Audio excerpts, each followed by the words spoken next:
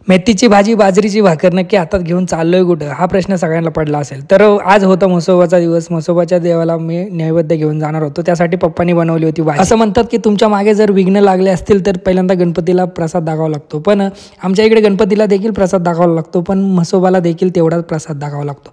तर मी आज प्रसाद घेऊन म्हसोबाच्या देवाकडे चाललो होतो. तर तुम्ही पाहू शकता समोर हे मंदिर आहे, जे आम्ही वडाच्या झाडाखाली बनवलेलं आहे म्हसोबाचं. तर हे आमच्या शेताच्या बाजूलाच आहे थोडंसं. आणि इथे आल्यानंतर आम्ही आता पाण्याने नारळावरती पाणी टाकून थोडंसं प्रसाद देणार आहोत, अगरबत्ती लावून मस्तपैकी प्रसाद आता म्हसोबाला देणार आहे. आणि आमच्या आड विघ्न काय आहे ते सगळं सांगणार आहोत. तर विघ्न सांगल्यानंतर आम्ही म्हसोबाचं दर्शन घेतलं, दादाने पण घेतलं, मी पण घेतलं. इकडे खूप असे गवत उगलेलं होतं, पण यार म्हटलं इकडे वाघ बिग तर लपला नाही ना, पण जाऊ द्या, म्हसोबाच्या कृपेने सगळं चांगलं होईल आयुष्यात. म्हसोबा म्हटलं की हा शेतकऱ्यांचा राजा किंवा देव असं देखील तुम्ही म्हणू शकता. आमच्या पूर्वजांपासून चालत आलेली ही परंपरा आहे, त्यामुळे आम्हाला इथे नैवेद्य दाखवणं हे खूप गरजेचं असतं. ज्यावेळेस तुमच्यावर अडचणी येत असतात त्यावेळेस म्हसोबाला तुम्ही प्रसाद दाखवून तुमच्या अडचणी दूर करू शकता असं म्हटलं जातं. म्हणून आम्ही इथं आलो होतो.